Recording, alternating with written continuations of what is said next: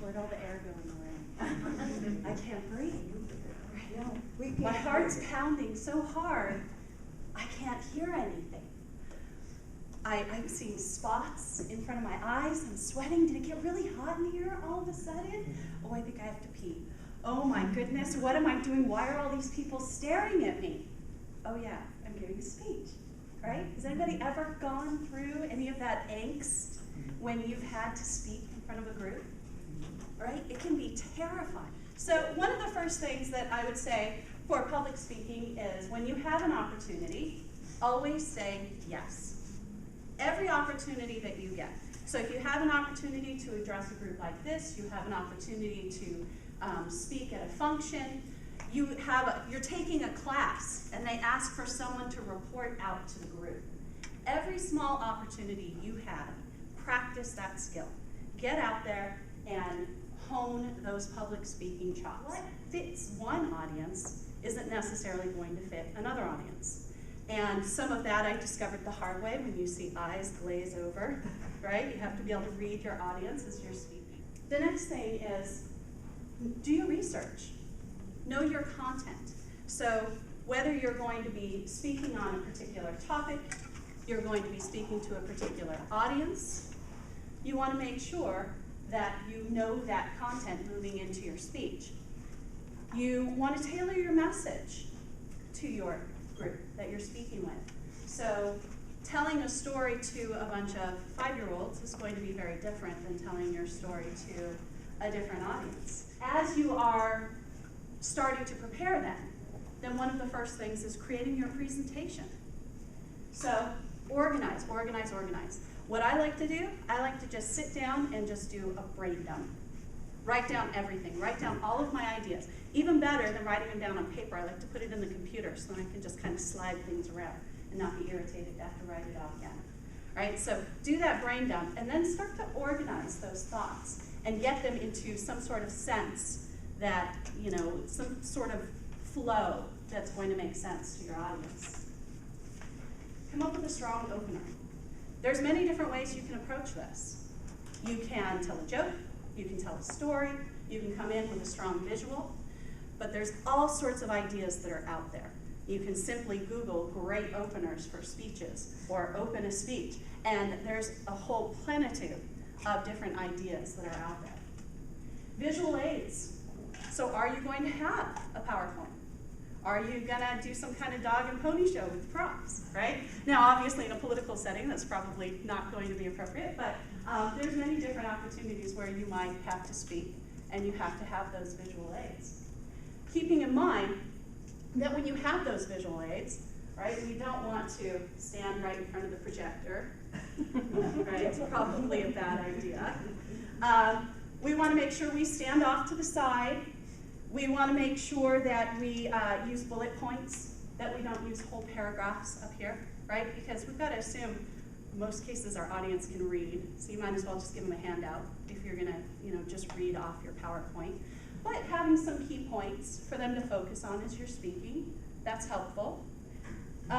If you're going to have graphs and charts and maps and things, make sure that they can read them.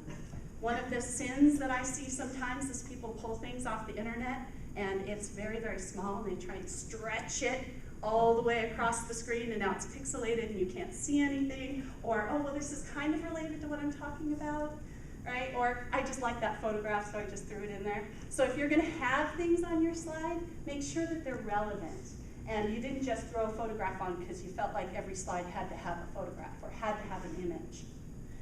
And, again, filler word right there, sorry. If you do have lists, you want to keep them short, right? So just a few items, 4, 5, 6 items. Big, long list, you're probably, you know, not addressing your audience's needs by just rattling off a long list. And photographs. Photographs should illustrate, again, what you're talking about. Now, when I talk with groups, I like to tell a story. And I think that this comes from the fact that I grew up in a family that worked in the film industry, so that was just kind of part of my upbringing. But I also spent 8 years in the classroom with middle school students. We call them hormones with hands, right? So holding those kids' attention was really difficult. So the very best way to do that is I would turn off the lights. This was back in the day before we used PowerPoint all the time. So I actually had an overhead projector, you know, the kind with the slide. You always had the gross teacher who, you know, erased things with their spit, right? So that wasn't me, well, maybe once or twice. But I would use that PowerPoint, or I would use the overhead projector, and I would turn off the lights, and I would tell a story. And that was some of my favorite times in the classroom, because I got to be dramatic. And there were times I would drop my voice, and I'd feel like I was reeling them in, right? See the kids leaning forward in their chairs, trying to hear me, really getting into it, and then I'd get real excited, and I'd get real animated, and I would tell these great stories, and later to have kids come back to me and say, I remember that time you told us about Darwin and his trip to the Galapagos, or I remember when you talked to us about Francis and Crick and when they discovered the structure of DNA. And I mean, those times your heart just bursts. You say, yes, I win, I win. So tell a story, because then you can really hook your listeners in, right? You've only got a few minutes with these people to connect with them. And you're trying to change their minds, or change their hearts, or persuade them to come around to what it is that you want to share. So in those few minutes, you have to step outside of yourself, and you have to think about what's going to hook them in, and why are they going to pay attention? Why should they bother? Right? We only have so much time in our lives. Why should they give me some of their time? Tell a good story, and they will happily give you their time. Use humor, but make sure it's appropriate. If you plan to crack a few jokes, maybe run them by some friends of some different persuasions first, and see if they throw up any red flags and say, no, cut that one out, right? So again, not just your friends, run them by a variety of people, right? Because chances are your friends probably laugh at the same stuff you do, right? So again, if you're going to use humor, that's great, but again, you can really turn off your crowd if it's inappropriate. And when we're using emotionally charged language in a speech, we have to be very careful. And there's some cases where that's appropriate, or you're going for that. You're trying to get people charged up. But there are other times you step into a situation, and if you use emotionally charged speech, your audience shuts down. They don't want to hear anything else. You're just talking to a wall. And so certain terms will push people's buttons. If you're aware of that, you can use those terms judiciously, and when they're appropriate, when you want that reaction to push their buttons.